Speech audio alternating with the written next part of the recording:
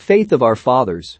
The film opens with John Paul George, Kevin Downes, who's named after the three members of the Beatles, and his fiancée, Cynthia, Candace Cameron Bure. They're about to be married in 3 weeks. While going through some boxes in the garage, John finds his deceased father, Stephen's, military possessions in a box. He also finds a letter where his father mentions a man named Eddie George. John decides to search for Eddie since he might be able to answer some questions about his father. After calling everyone he's found by that name, the final number on the list is Wayne George, David A. White, Eddie's son. John calls Wayne, but Wayne is very antisocial and doesn't choose to speak to John. Seeking answers, John flies down to Mississippi to talk to Wayne face to face. When he gets there, Wayne shoots at John, telling him to leave. John says that he won't leave until he gets some answers.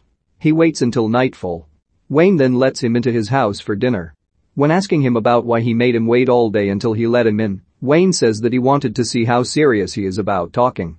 Wayne says that they will talk in the morning. John calls Cynthia and tells her that he is going to be a little longer than expected. Cynthia wants John to come home as soon as possible so that he can help with the wedding preparations. John tells her that Wayne is crazy. At that point, Wayne comes up right beside him.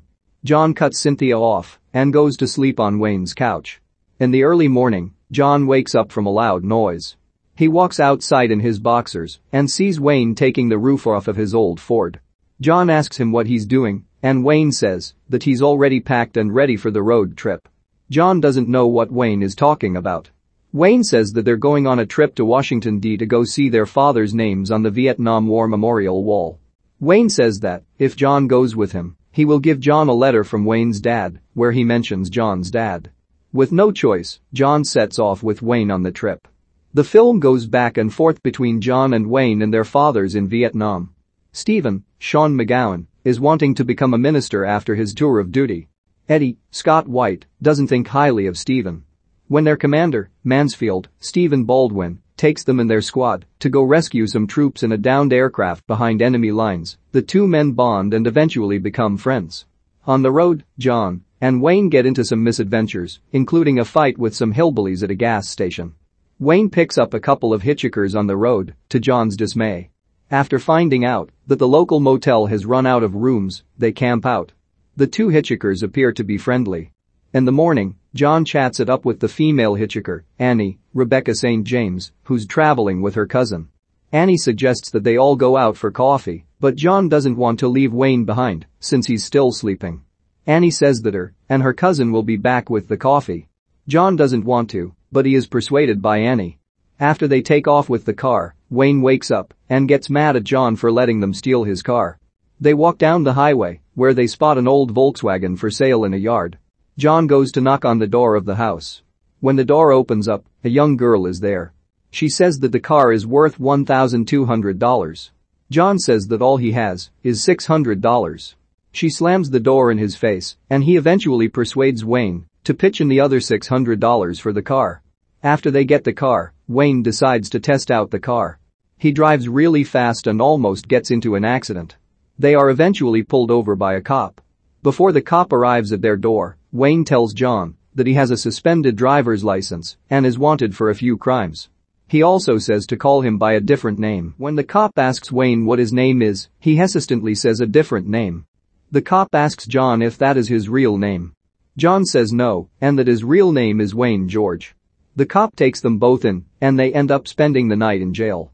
John calls Cynthia to help him with bail, but she is appalled at everything that has happened with him on the road with Wayne, and she hangs up on him. Wayne tells John that this isn't the first time that he tried to take this trip. He says that years ago, he went with his mother to Washington, D.C., but on the way there, their car was hit at an overpass bridge by a drunk driver.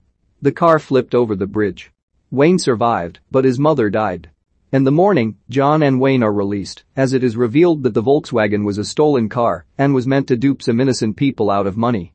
Wayne wants to continue on to Washington, D.C., but John doesn't want to. He says that the money he has left is just enough for a bus ticket back to California. On the bus, John sees Wayne approaching a convenience store with a gun. He hurriedly gets off the bus and heads into the convenience store. Inside, Wayne pulls the gun on the elderly attendant and demands money. John comes in and tries to urge Wayne to drop the gun. At that moment, a state police officer comes in and Wayne drops the gun, which is shown to be fake. The officer takes John and Wayne and puts them into the back of his squad car. The officer is revealed to be Mansfield, who knows who the two men are. He tells them that he heard on the radio that two men were taken into custody for the stolen Volkswagen and that they were headed to Washington D.C. to visit the Vietnam War Wall Memorial. He says that he knew it wasn't coincidence. He takes them to his home where he shares that their fathers were both great men. He tells John that Stephen's words about the Lord ended up changing his life after his wife died. He also says that before Stephen died, he gave him a letter to hold in case he doesn't make it. He gets up and reaches for a Bible on a shelf. It was Stephen's Bible and it is the letter addressed to John. John goes outside and reads the heartfelt letter, which brings tears to his eyes. John goes back inside and Mansfield gives the two men one of his motorcycles since they don't have a ride to get to Washington D.C. Before they go, John asks Mansfield about how his father died. A flashback shows Stephen and Eddie approaching the downed aircraft along with Mansfield and their platoon. Inside, they are ambushed. Stephen and Eddie are shot. Before they die, Eddie asks if there is still time for him to accept the Lord, which he does. The enemy throws in some grenades into the aircraft and it ignites in a massive explosion. Cynthia calls John and apologizes for the way that she acted. John and Wayne continue on towards Washington D.C. They stop at the bridge where Wayne's mother died. Wayne reveals to John that he buried his father's final letter there, but that he never read it before he did. They both see the smashed vehicle still there after all these years. Wayne walks over to a rock and lifts it up. He starts digging. There, he finds the letter. He hands it to John. John notices that the letter is addressed to Wayne. He says that it might be better if Wayne read it.